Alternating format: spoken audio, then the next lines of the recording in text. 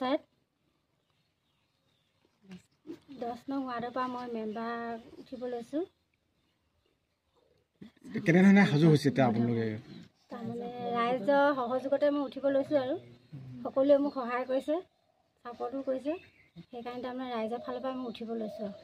যদি ৰাইজে সকলোৱে যদি সহযোগ কৰি মোক জিকাই দিয়ে, বাট পৰি থকা যিমানখিনি কাম আছে সেইখিনি কৰিম বুলি ভাবিছোঁ। আৰু চৰকাৰী আঁচনি যিমানখিনি আছে সেইবিলাক কৰিম। আৰু আমাৰ এডোখৰত ঘৰো বহুত পোৱা নাই আৰু অৰুণোদয়ো পোৱা নাই বহুত মানুহে, ৰাস্তাও কেইবাটাও নাই হোৱা। সেইবিলাক সকলো কাম কৰিম বুলি আগবাঢ়ি আহিছোঁ। স্কুলৰ বাউণ্ডেৰী হোৱা নাই, ৰাস্তা পদূলি হোৱা নাই ভাল। আৰু আমাৰ আইথান এখন আছে, সেইখনো অহা নাই। আঁচনিবিলাক সকলোৱে পালেনে?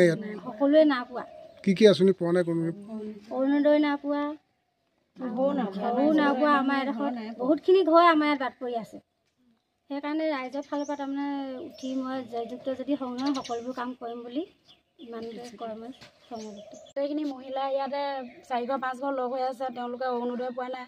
আৰু ধৰি লওক তেওঁলোকে চৰকাৰৰ ফালৰ পৰা একো সুবিধা পোৱা নাই। কাৰোবাৰ চাউলৰ কাৰ্ড নাই, কাৰোবাৰ লেট্ৰিন নাই, কাৰোবাৰ ঘৰ দুৱাৰটো বাদেই, সেইখিনিতো পিছৰ কথা। তাই জিকি লওক, গতিকেলৈ আমি তাইক সহায় কৰিম চবেই।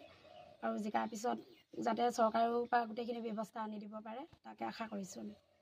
ভালেই লাগিছে ওলাই আহি, ভালেই লাগিছে। বিহুৰ কাৰণে আমি যা যোগাৰ কৰিছোঁ। বিহু এযোৰা ধুনীয়াকৈ কৰিম বুলি এবাৰ আগবাঢ়ি আহিছোঁ। শিকিলেতো আমি বিহু যোৰা একেবাৰে আগবঢ়াই নিয়া প্ৰতিশ্ৰুতিয়ে ধৰি লওক। ডাবুল বিহু কেনেকৈ হ'ব? ডাবুল বিহু মানে ইলেকশ্যনৰ বিহু আহি গ'ল, তাৰপিছত আকৌ আমাৰ নিজৰ হেৰিটো আছে, বিহুটো আছে। বাপুতি সাহোন বহাগৰ বিহু দি আমি কেনেকৈ এৰিম?